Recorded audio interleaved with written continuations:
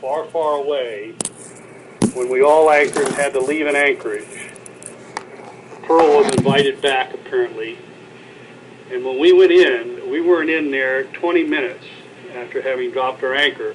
Then 3 fishing boats came out with their fishermen and their wives.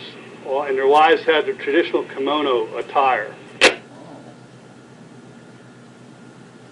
And they had baskets of food and bottles of sake. And they gave us sashimi, sushi.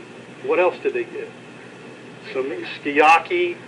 They gave me a massage. And then, oh yeah, they had one of the ladies came on board. She was a masseuse and gave Pierce a very nice full body massage. And I couldn't understand exactly what they were saying, but they were asking about where the other 3 boats were. Okay, now we know you're kidding with us. Something about where'd the other 3 boats go, because they had this party plan, and they gave us these huge bottles of sake, 4, exactly 4, but somehow we can't find the other 3. So we had a grand time, but I couldn't quite explain where the other boats had gone over. Yeah, so basically so.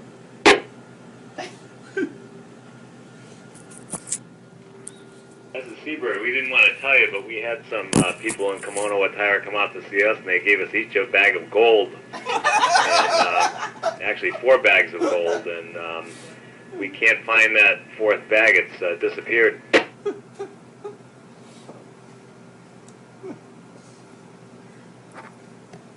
Okay, well, also on Sanssouci, we had these boats come up with 4 sumo wrestlers on it, and they gave each of us a massage, 2 guys for each of us, although Ken wasn't quite appreciative of it as I was.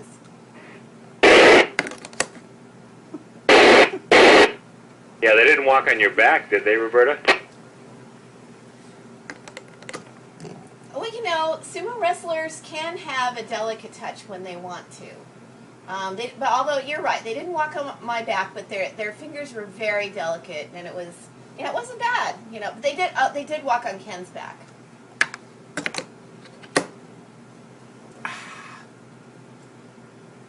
That must have made a deep impression upon him.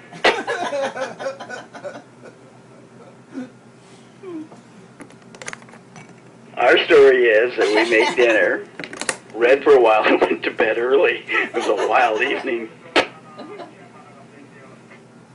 Well, then we're kicking you out of the group. Okay, then I'm just going to turn around and go the other way then, if that's the way you guys are going to be.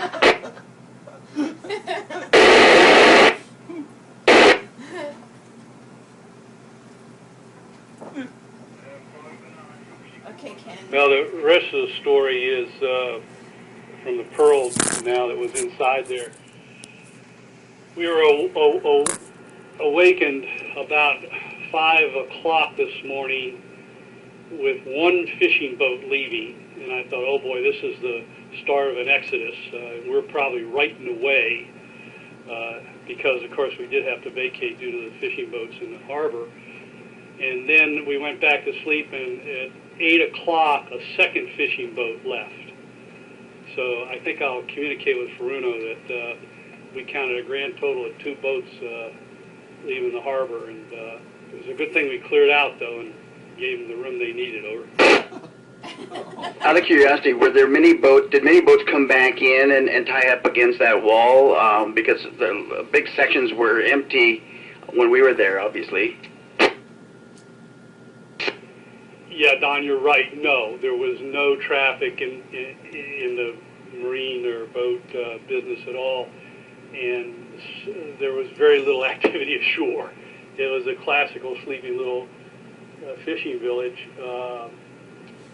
It was very quiet over. So had they had the depth of the bulkhead, we could have come in and stern to or side tied conceivably then, huh?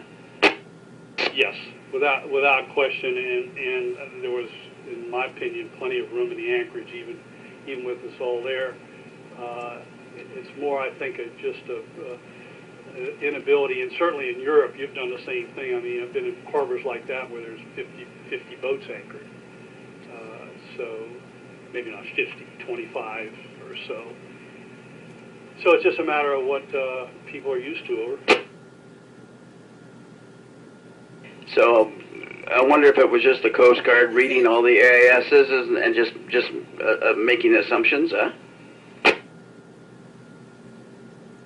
Yeah, I think, or maybe somebody from the town called up and said, we're being invaded by the Americans again. It's Commodore Perry all over, deja vu all over again, but who knows?